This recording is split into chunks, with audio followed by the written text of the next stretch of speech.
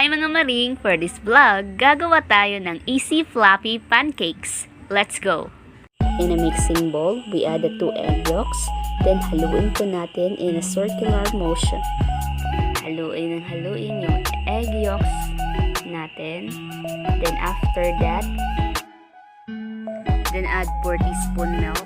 I used evaporated milk. 4 tablespoons of flour. I used cake flour, which result in a lighter and also a fluffy texture.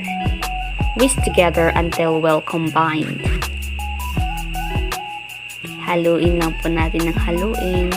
Let's make our meringue. Combine the egg whites and 1/4 teaspoon of lemon juice. And set your mixer to medium-high speed. Add sugar gradually. I-beat po natin until mag-dissolve yung sugar bago natin ihalo yung natitira nating sugar.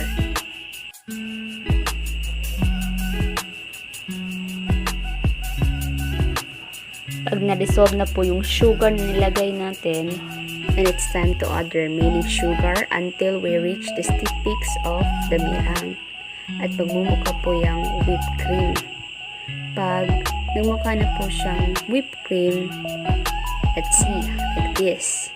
Okay na yan mga maring. Time to combine the butter into the meringue. So, it's better to use the flexible spatula. We need to carefully fold, and combine gently the meringue in the butter. Huwag po nating i-overmix, baka mag-deflate yung pancake natin. So, halo lang po ng halo. Let's divide the meringue into 2 sets. Just the first set of meringue that we add to the butter. I-mix lang po natin, ihalo lang po until na mahalo po talaga siya.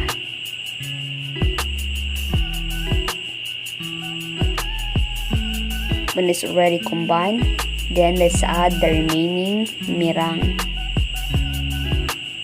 Repeat lang po sa paghalo.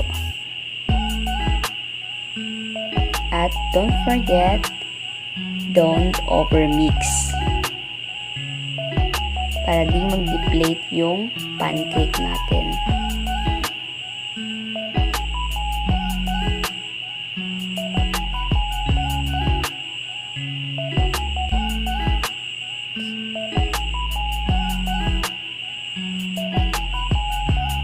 At gagamit po tayo ng spatula para ma-mix po talaga natin ng maayos.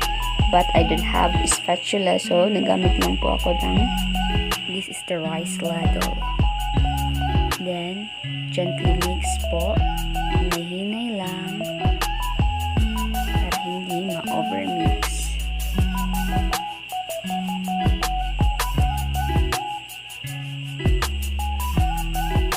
At ilagay na po natin dito sa piping bag or pastry bag.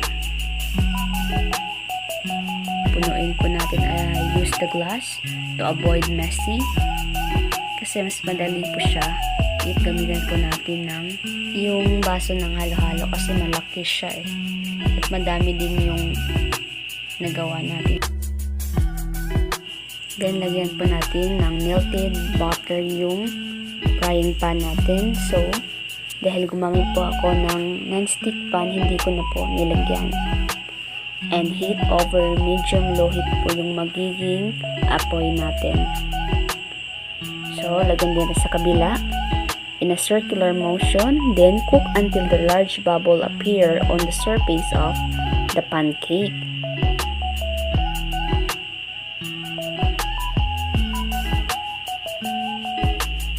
And carefully flip the pancake over and cook for 1 minute longer. Then, cover po tayo or until the underside is just cooked through. And this is the easy fluffy pancakes. Don't forget to like, share, and subscribe. And don't forget to hit the notification bell for more updates.